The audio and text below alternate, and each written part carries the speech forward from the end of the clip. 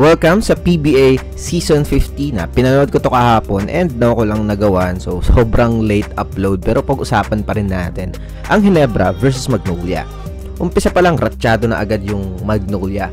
4 minutes na lang sa first quarter, the score was 17-3.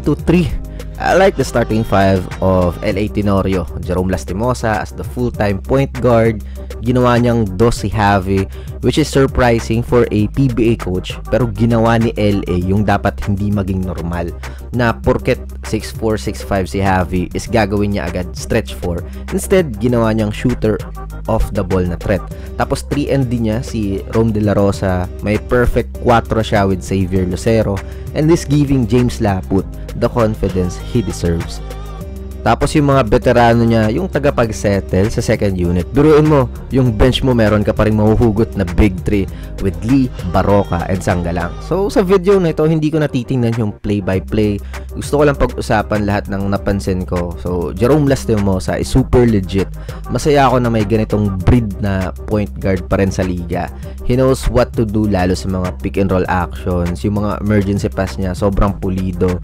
Speaking of pick and rolls, meron lang dalawang play sa LA Tenorio na sobrang effective all night. Minamaximize niya kasi yung player movement at ball screens. Mahilig si LA sa 2-man game sa wing side, tapos ang daming options once mabigay ni Jerome yung bola. So perfect tandem talaga sila ni Xavier Lucero. Tapos meron pang pin down curl na hand off para sa shooter, pwede ring catch and shoot. Kaya sobrang effective ni Javi dito kay Coach LA kasi simple basketball lang, basta libre, tira. Unlike sa Ginebra, pansin ko gusto talaga nilang ipilit palagi yung sets nila kahit broken play na. Pag ganun, nauubos na yung shot clock eh. Wala na silang decent shot. Kaya pag Ginebra yung naglalaro, mababa talaga yung scoring kasi they're taking too much time setting up their triangle. Dati nung may Stan Hardinger pa sila, sobrang successful kasi si Stan naging go-to guy. Minsan, basta masunod lang yung set, oh, triangle na yan. Kaya niya nang i-bulldoze yung bola. Same din kapag import-laden conference, may Brownlee sila. Pero ngayon, sana bigyan ni Coach Tim si Stephen Holt ng green light kasi siya talaga dapat maging Brownlee level dyan eh. Diyos ko, G-League player ka tapos parang defensive guy ka lang dyan. Panoorin nyo yung mga laro ni Holt nung nasa Terra Firma pa. Ang dami niyang isolation plays na successful, kaya nakapasok ng playoffs yung Terra Firma bago pa sila buwagin.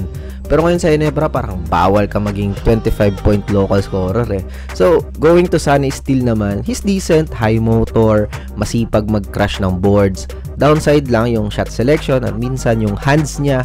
So, we can't expect him to be a franchise player. So, solid naman siya bilang magiging role player kasi depende yan sa kanyang mabibigay eh. Lalo na sa kanyang athleticism. Sobrang lakas niya talaga tumalon.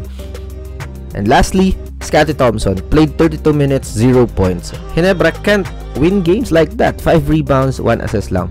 Mahirap i-embrace yung pagiging main man kung susunod ka palagi sa set plays, though yun naman talaga masusunod. Kaya gusto ko talaga mapanood ngayong season kung paano mag-a-adjust yung Ginebra without a clear main man. May hold sila eh. It's just a matter of accepting that as a team. So ayun, what a performance by Magnolia Hotshots. Jerome Lastimosa is a really good point guard. Honestly, sobrang gusto ko siya panoorin ngayon. So Javi shooting is highly trusted and Xavier Lucero can do it all for them. So what a young big 3. And that's all for this video. See you in the next upload. Bye-bye.